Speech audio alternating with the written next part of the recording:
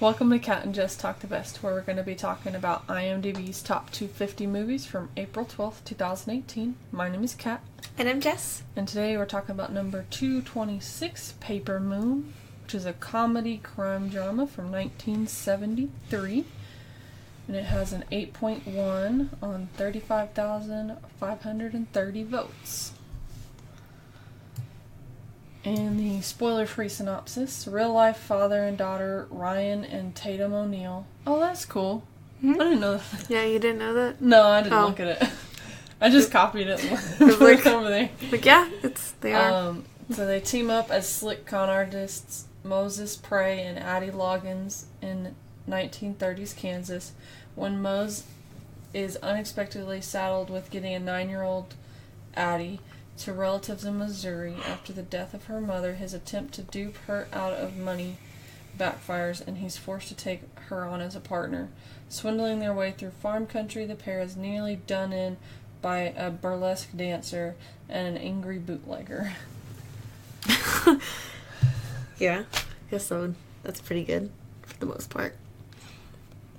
So, this is directed by, I'm going to butcher this name, Peter Bogdanovich. That's what I would say. That's close. So he did some other films like What's Up, Doc, Daisy Miller, and Illegally Yours. And then, like Kat mentioned in the synopsis, it is the two leads are Ryan O'Neal and Tatum O'Neal, real father and daughter. That's cool. And Madeline Kahn. Yep, who is the burlesque dancer. She's Trixie. Yeah. Trixie Delight. Alright. I just love Madeline Kahn, so I was like, alright. Alright. So this has an 8.6 on Rotten Tomatoes. 92% of critics liked it. There's 36 critical reviews, 33 fresh, and 3 rotten.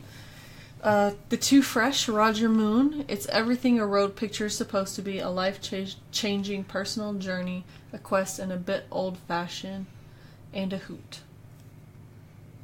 And the Variety staff says Tatum O'Neal makes a sensational screen debut. I would agree with that one. Yeah. To 2 rotten, Jay Cox.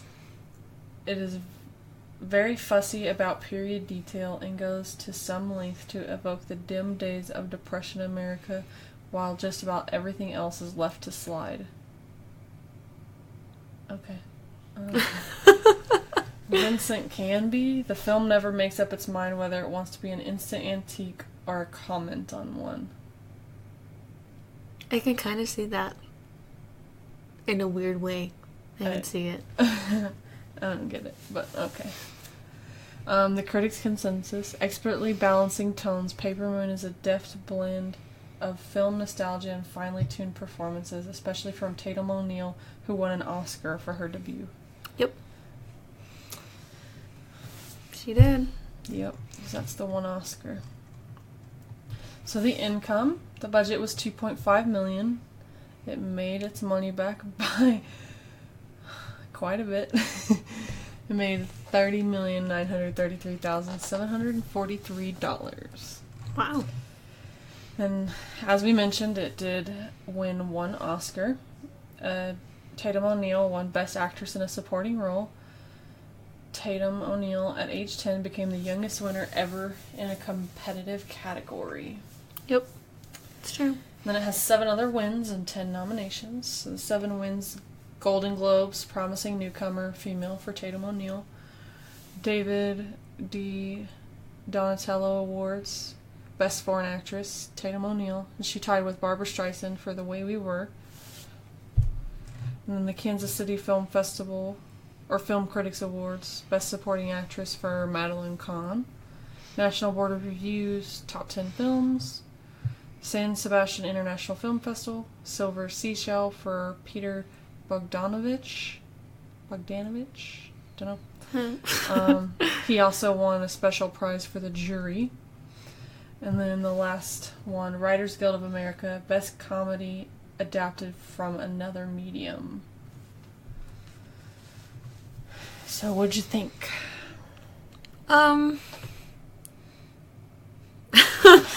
I have to well, maybe because I'm tired. I don't know. But I was having a hard time staying interested and staying focused.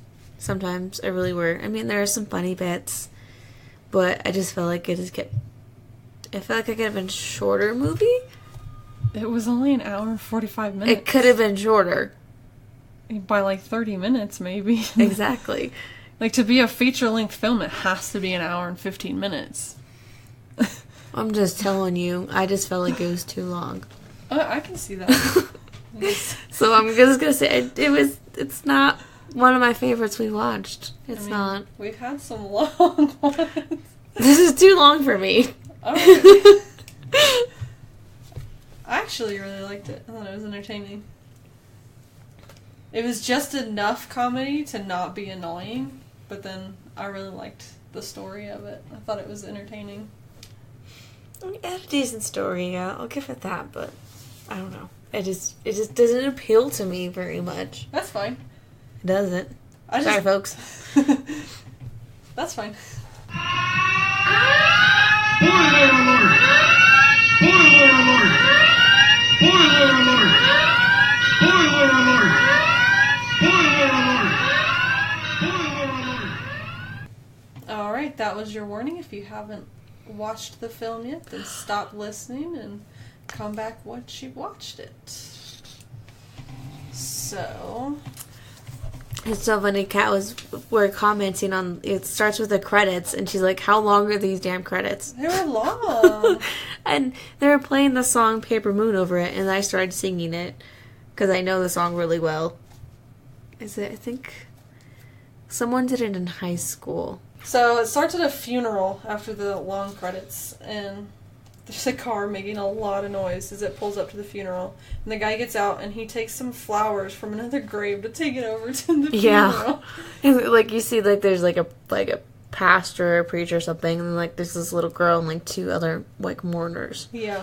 And, they tell the guy that they're looking for her family and asks if he is related to her. He says, no, I'm just a friend of her mother, who is the one who passed away.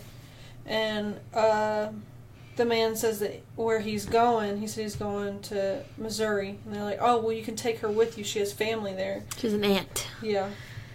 And he's like, no. But he ends up taking her anyways. So he takes her, he goes to some man, says he's going to see a lawyer or something. Because it's the man... So there was an accident, and that's how the girl's mom died. Yeah. And the guy that was driving, that's his brother. Yes. And he says he's going to get a lawyer and sue him. So he threatens the man for $200. We wanted more than that, but the man's like, you're going to get $200. Yeah. He's like, okay. And the little girl heard this, so she holds it over his head the whole movie. The whole movie. So they get new tires before the trip, and he's going to put the kid on a train, and so while they're waiting for food, or while they're waiting for the train, they go and get some food. You get a Coney Island. Yeah, which is a hot dog. Yeah. And that man pours a shit ton of sugar in that coffee. Did you see that? So much sugar. It's like he wants all the sugar and just a tiny taste of coffee. He poured like half of the container, like half of the diner container of sugar into the coffee. So the little girl her name is Addie, and she keeps asking the man if he is her dad, and if he met her mom in a bar room, so in a bar. And he's like, yeah, so? He's like, just because I met her in a bar doesn't mean that I'm your dad. She's like, well, we got the same bone structure, like jawline or something. Yeah, same jawline. And then she's getting mad at him.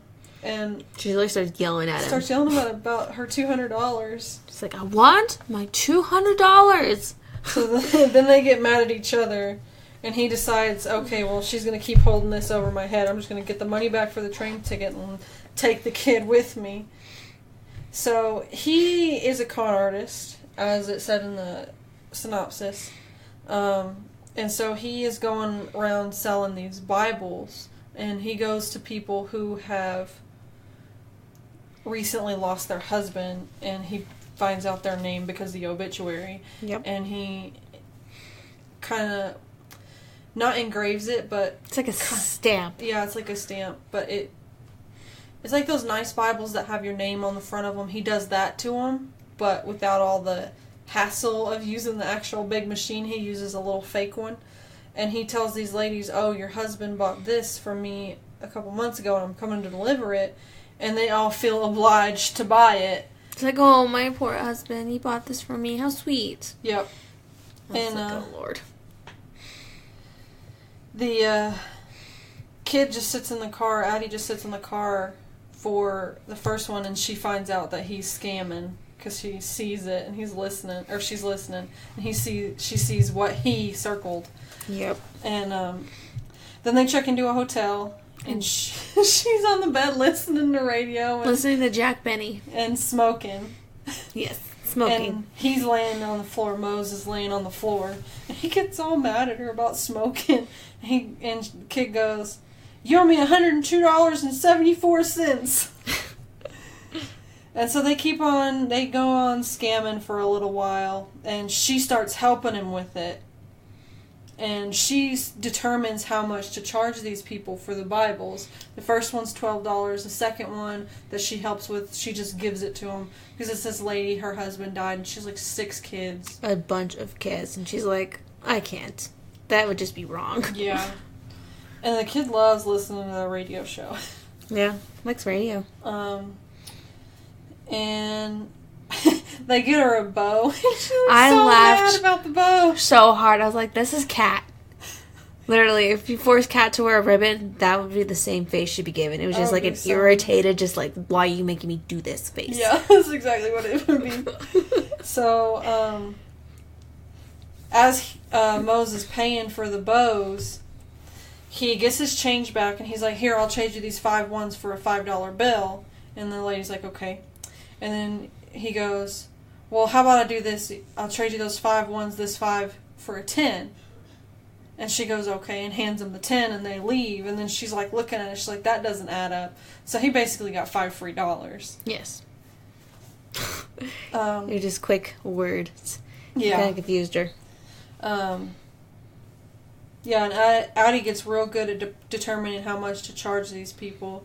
Because there's one lady they go up to, and she seems rich. She looks inside the lady's house, and there's a piano. She has a nice chandelier. She has some nice jewelry on. So she says the Bible's going to be $24. And then they start fighting over the Bible again. Like, you're not supposed to charge them that much. And they're fighting like the whole movie. Yeah, and she's like, well, you're running out of Bibles. Yeah. So, they're like, "Oh, well, we can go here and here and here to get some more." And then, they stop at, like, this little fair. And, oh, wait, no, hold on. So they're at a hotel, and Moze keeps flirting with this woman, but won't let her come into the room. She's like, "What are you hiding?" Yeah, because he doesn't want her to see that he has a kid in Yeah. the room. And all the while, Addie is awake and listening. And then when Moze lays down to go to sleep, Addie goes in the bathroom and looks in the box, and it's like stuff from her mom. There's like a picture of her and her mom, and this hat she's been wearing, she got it from her mom because it was her mom's hat. Yeah. And there's like perfume and like a necklace. This is so funny. She puts all the perfume on. She literally just opens the bottle and just starts dumping it into her hand. Just rubs it on her face and all of that. And the next day they're in the car, and Moze like leans over and sniffs her, and he opens up the windshield so that he can air out the car. And so I thought, I was like, And she's that's just cool. laughing. And so they start scamming all kinds of people. And she's dressed in a dress now because she had been wearing like boys' clothes. But Overalls and all that. Yeah, now she's in a dress. So they go into this one store. Well, Moze goes in, and then I guess Addie goes in. But they're in the store at the same time. Moze checks out. He gets a couple things, and he gets his change. And then Addie goes up. She gets one thing, hands the lady a $5 bill, and then starts to leave, but then looks down and says, "Hey, you gypped me of my money." and saying, I handed you a $20 bill, and they start arguing. So the store owner guy comes over, and he says, what's going on? She said, I gave her a $20 bill. This is what my aunt gave me for my birthday. You can see it says, Happy Birthday, Addie, on the back. And so he gives her the $20 bill. So she now has $24 and some candy. That's like a nice little con move there. Yeah.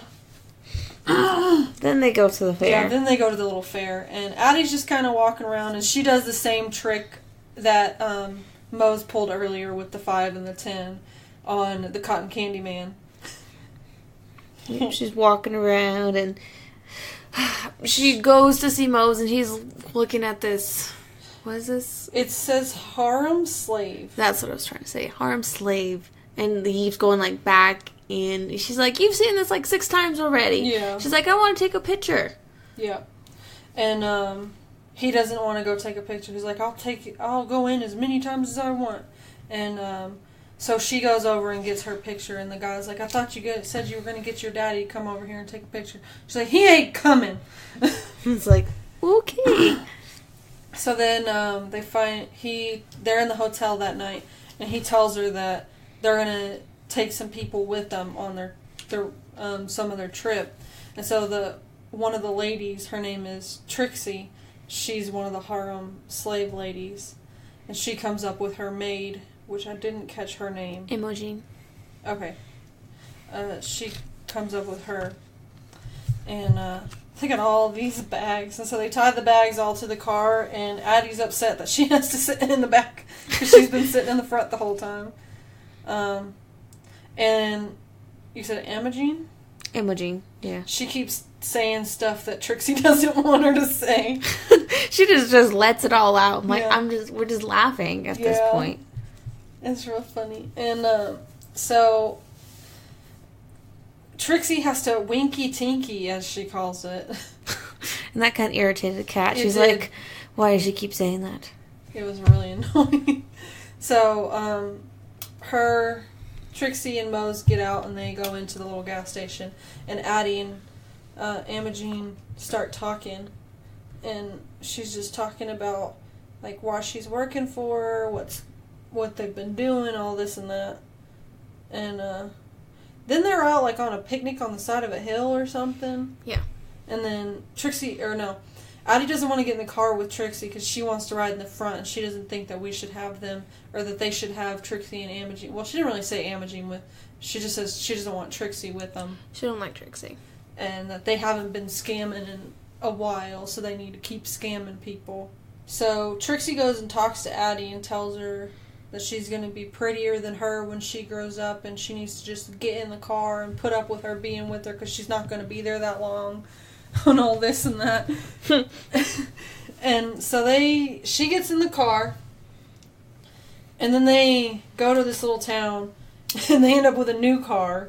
Yes. And Addie is so upset because she looks in the box, and the money is apparently like not as much as it was. I don't think it was all gone, but there wasn't as much money as there was. Took some of the money, and she's Yeah. like, mean, angry face. Yep.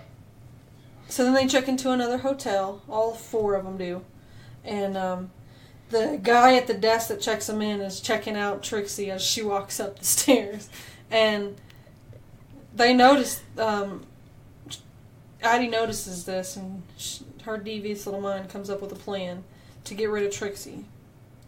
So she goes and listens in on Trixie and Imogene, and then Imogene comes out, and Addie's talking to her and telling her, "Hey, I can give you $30 if you can help me with my plan to get rid of Trixie." So basically, they set up Trixie and the manager into thinking each other, like thinking that the other one likes the other one, or like they trick Trixie into thinking that the manager paid for her. Yes. Paid $25 for her, and then they trick the manager into thinking that Trixie likes her. Likes him, yeah. Yeah, likes him. And they tell Moze about it, and Moze gets the key and goes up there and sees them doing their thing. Doing the deed. And he gets all mad and says they're leaving. So Imogene gets $30 for helping so she can get home to her mom and go back to where she lived before she was with Trixie. Yep. And so Moze and Addie leave back on their way to Missouri, and they're sitting outside a hotel, and Addie's been watching this man. He keeps going in and out and in and out, and he keeps having money and writing in this little book. And so Moze says he's a bootlegger. So at this point, alcohol is illegal. Yes, this is during the, 30s? Yeah, this is set in the 30s. So alcohol is illegal. So bootlegging is, they're selling alcohol when they're not supposed to be. So Moze tells Addie to follow the man, see what he's doing. So she follows him over to this barn. He pulls out some alcohol, brings it back, and sells it to somebody. So they come up with a plan to trick the man into taking his own alcohol, like buying his own alcohol. Which is pretty funny. It's like, ha, yeah, you just bought your own alcohol. So then they're leaving after they've sold the alcohol for $625, and the cops are chasing them. And then the cops believe that Moze is a bootlegger, and he's like, "No, I'm a cattle worker." Yeah, he does say that. And Addie hid the money in her hat. I was like, "That's so smart." Like, that was a smart move by the Because little I thought girl. she hid it in the box because the box has a false bottom. Yeah, I thought that too. I thought she hid it in the box. And so they're in the police office, in the little station, and the police are looking for the money and talking to Moze and saying this and that. And they've dumped Addie's stuff all over the place, took her hat, but they didn't find the money. So then one of the cops leaves and says he's going to go to the diner. He's like, "I got all day." And then Addie's like, "Can I just get my stuff?" Yeah, and she scoops up in her box. She scoops all the things back in, and she grabs her hat, and the key for the car was on there, and so she covers the hat, the key with the hat, and takes the key. Yeah. And her stuff. And so she says she has to go to the shithole. Gotta go to the shithouse. And so they're walking over there because she says she's afraid and she needs her daddy, because the whole scam is she's been calling him her dad to scam people. And so she says, "Run!" And they run from the cops, and there's this chase, and then they get away, and they want to trade cars with these hillbillies. There's a wrestling match. Yeah, there was a wrestling match. She said, "If I win, you can keep. If I win, I'll take the truck. If you win, you can keep both the cars." The truck doesn't run very well. No, it doesn't. But they get to Missouri and they check into a hotel, and then they're gonna go do another scam. And the cops from Kansas are outside, and he's like, "Well, you can't arrest me in Missouri." He's like, "No, but I can make you hurt while you're here." You know, literally corner the guy and just beat him up and take his money. Yep. And like, how is that legal? It's not, but nobody saw it, so. But Addie goes to the spot where she's supposed to do the scam, and she hears somebody calling her name, so she goes around the corner and finds Moze all beaten up. And he says they took the money. And she goes, "You're going to take me to my aunt's house now, aren't you?" And he does. And then she leaves a little... I thought it was a note at first. That's what I wrote, too. It's actually a picture. He leaves her there, and then he stops on the side of the road to smoke a cigarette. And mostly because I think the car's, like, breaking down. It's not a very good truck at all. No, it's not. And he sees the little note, and he pulls it out, and it's actually a picture of her sitting on the moon that she wanted him to take a picture with her. Yeah. At the fair. It says, "To Moze from Addie." Yeah. And Addie is with her aunt at this point, and her aunt's talking all of this, like, "Oh, we're going to get you some food, you're going to sleep with your cousin in the same room, and this and that, and this and that." And then you just see Addie kind of looking around and wandering. And then you see Moze again. And then all of a sudden behind him, Addie comes running up. Running. He's like, "I told you I didn't want you with me no more." She's like, "You still owe me $200. And then the truck, it was funny, the truck just kept going down this hill. Yeah. Leaving them. And they have to jump in really quickly. Yeah. And they do catch it. And then they roll away, and I'm guessing they continue their scamming across Missouri. Yep. And this is in black and white, by the way. Even Yes. though it's a 70s movie, it's based in the 30s, so it's in black and white. It's like it's always an option to have a film in black and white. Yeah. I don't think it took anything away from the film. I think it was actually really good. So, music. This is really good, like, time period music. Yeah, they did good with picking a lot of 30s music. Yeah, especially Paper Moon. Yeah. I mean, the movie is called Paper Moon. You gotta have the song, It's Only a Paper Moon in there. Yeah. But yeah, I liked the placement, because it wasn't, like, constant music. It was music when it was needed, and sometimes even there was times when I figured there would be music that there wasn't. Yeah, that's true. But there's quite a few songs. Found $1 Million Baby, Georgia on My Hand, like all kinds of songs. Oh, they had one from the 30s, or 40s. Uh-oh. That's okay. But yeah, they did a good job picking all the... I was like, I know Sunny Side Up, too. Yeah. You were... I recognize a lot of these songs because when we hang out with grandparents that are, grew up in the 30s, 40s, they listen to this music, so they'd like to share it. Mm. That's how I know a lot of it. My grandma never really... neither of my grandparents ever really played a lot of music. I get my music from my grandma, so it makes sense. Yeah. Alright, so there is a book, but neither of us could find it to read it. No, we couldn't. I looked and looked. I just couldn't. So we can't really compare it to that. So, trivia. Okay.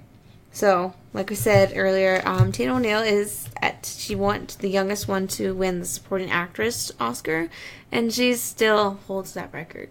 Still the youngest to win an Oscar? To win. Yes, to That's win cool. it. And I think she did a great job with it. Yeah, she did. Except her face throughout the whole movie was hilarious. Except I don't feel like she should have got the supporting actress. She was like one of the main characters. Yeah, I do too, because she did star in it. Like, it wasn't just... Like, if it was just him, it wouldn't have been a movie. Yeah.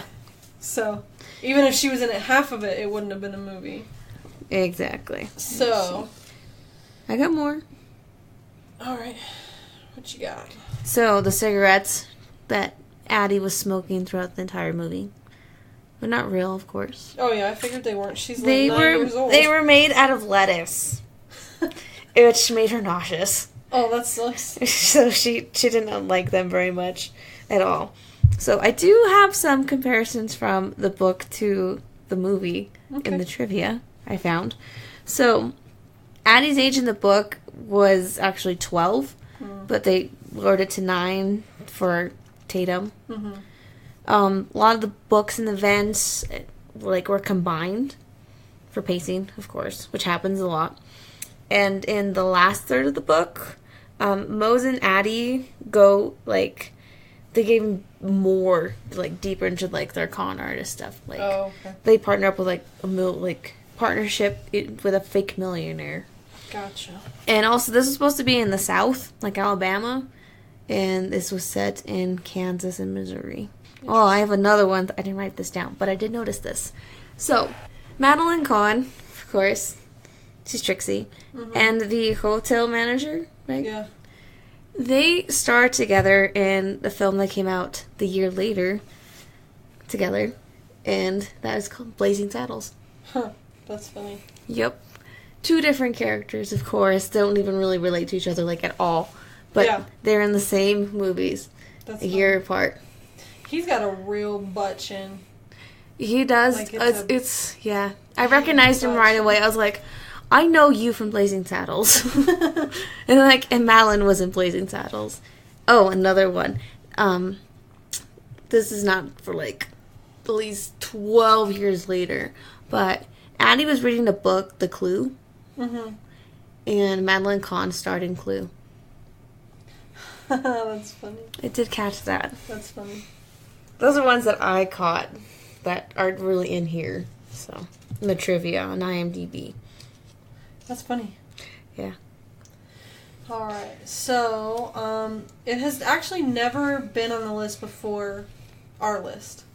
Really? Yeah, it's never been on the list. And as of today when we were recording, it is number 234. So it's gone down a little bit because our list, it was 226. And where it's at now is when we're recording, it is 234.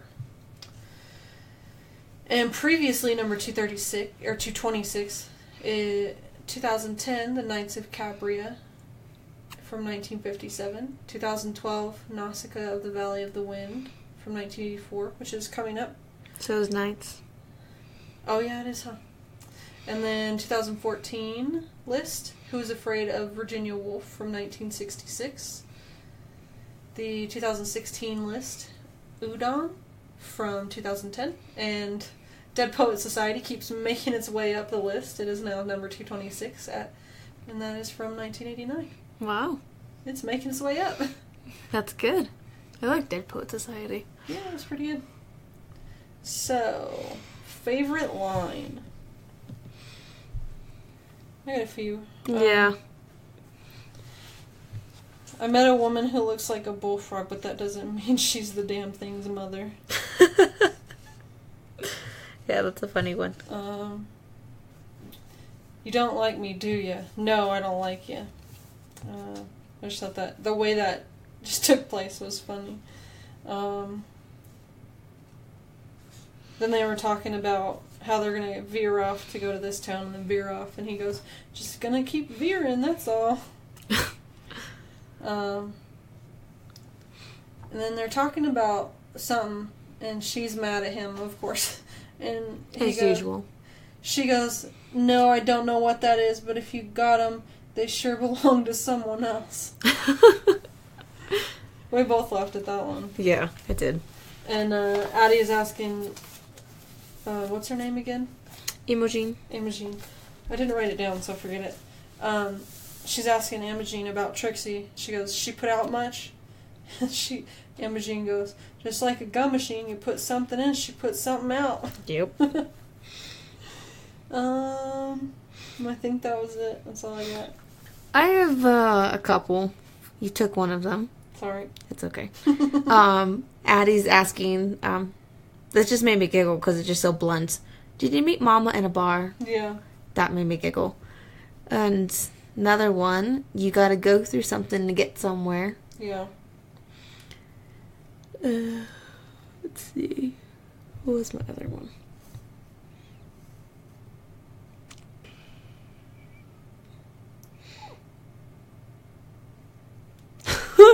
This one. So Trixie's talking to Addie, and like the very end line, this one just always makes me laugh. This just made me laugh. It says, little Trixie sit up front with her big tits. Yeah, that was funny. I was like, oh god. Oh, Madeline, you're too funny. That was funny. So, what do we want to do?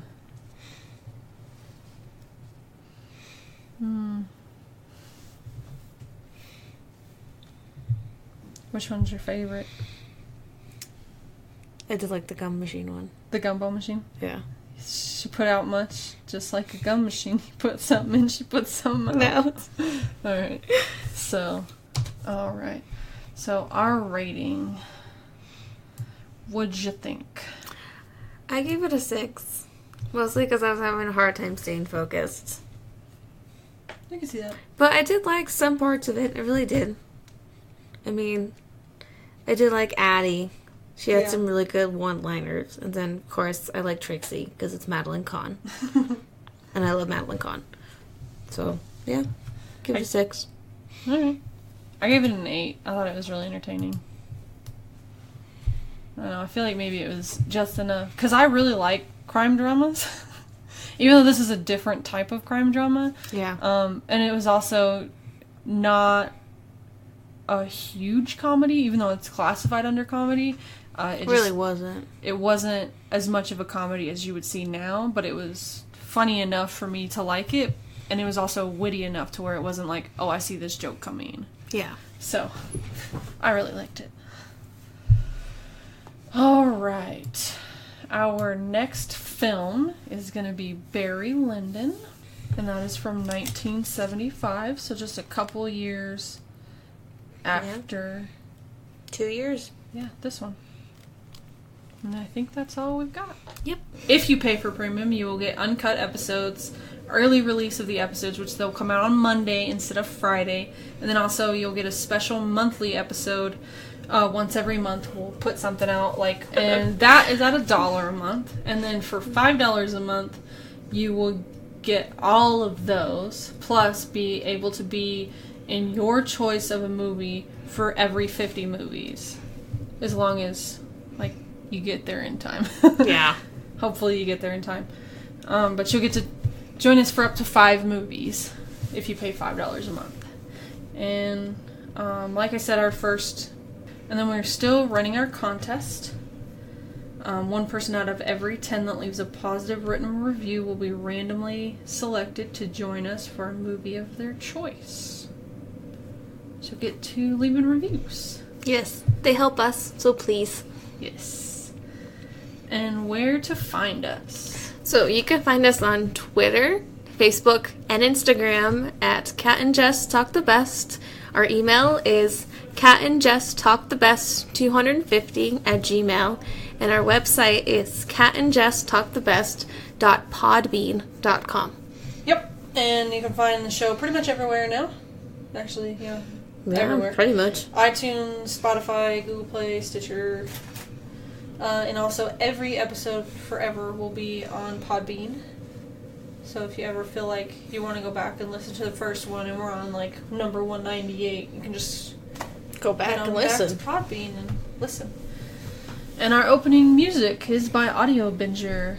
So any music we ever have is by him. You can find him Facebook, YouTube, and he has a website, audiobinger.net. Yeah, check him out. Right, bye. Bye. She has a porg. I do have a porg. He's so cute.